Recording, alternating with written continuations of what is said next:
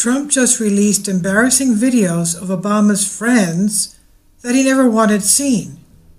It's about to go down. These are Obama's Muslim friends. There was a time in society that when speaking the truth was an admired quality, but over the years that has changed. Now telling the truth is shied away from after political correctness has reared its ugly head in society. People are afraid to speak up against radical Islam for fear of being called a racist or a bigot or an Islamophobic. What's worse about this entire situation is that countries are now considering making it a hate crime if you disparagingly speak about Muslims, and anyone found guilty would be subject to a severe jail time. We have seen this trend happening over the years in America, but even social media censors conservatives on a regular basis for reporting the truth about radical Islam. While the left would like to continue with censoring free speech, President Trump is an advocate for speaking the truth even if it is considered offensive.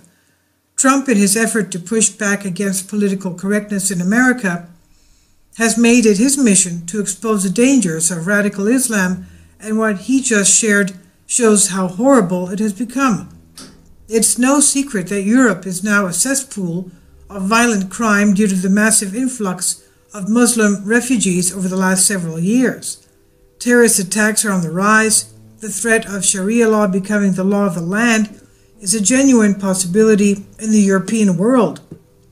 Women are attacked and raped on the streets by packs of Muslim men.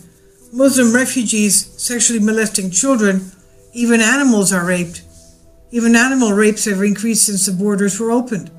With all that in mind, President Trump realizes the danger of censoring the truth of Islam, and if it is already being edited in Europe, it will only be a matter of time before it happens in America. The left has done their best to censor the dangers of radical Islam by attempting to paint the violent religion as one of peace and love. So when President Trump retweeted videos on his Twitter account showing Muslim refugees committing heinous crimes in Europe, the left went into full meltdown mode.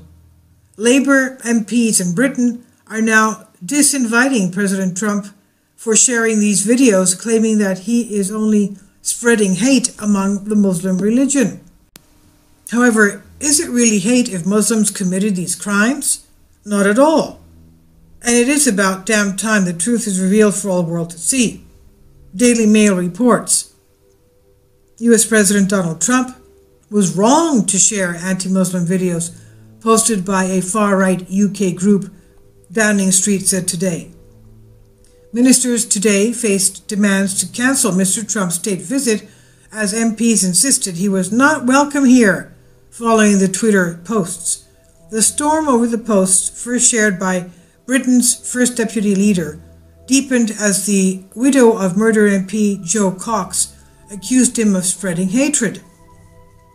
The furious backlash came after the 71-year-old president retweeted content posted by Britain's first Yaida Franzen from Penge in southeast London. Labour politicians Mrs. Cox was stabbed and shot outside her constituency office in Bristol, West Yorkshire, as we all remember, in June 2016, by a man who shouted, "Britain first." The first video retweeted by Mr. Trump purportedly shows a Muslim migrant beating up a Dutch boy on crutches. Mr. Trump also retweeted a video of a Muslim man destroying a statue of Virgin Mary, and another where Mrs. Franzen wrote, quote, "Islamist mob pushed teenage boy off the roof and beats him to death," end quote. The provenance of the footage is unknown. The row casts fresh doubt on the prospects for Mr. Trump's state visit. The row, of course, this difference of opinion, which has been repeatedly pushed back since Prime Minister Theresa May extended the invitation in January. Speaker John Bercow has already made clear he would block the president from getting the honor of addressing both houses of Parliament if he does come. The absurdity of these far-left morons in Europe is enough to make anybody sick. These crimes were committed by Muslims, and calling them out somehow dangerous and breeds hate beyond comprehension to anyone with common sense. You can imagine if these crimes were done by any white Christian male, they would be all over the news. But since it is by Muslim, they will do their best to protect the savagery. The people who were attacked by these gangs of Muslims were the ones on the receiving end of hate, not the other way around. President Trump is not retweeting falsified videos that did not happen, but the truth of what Islam really is, and it must be stopped before it is too late.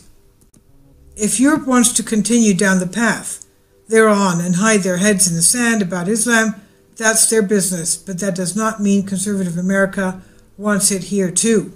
This is from the Daily Mail, and it's on Freedom Daily.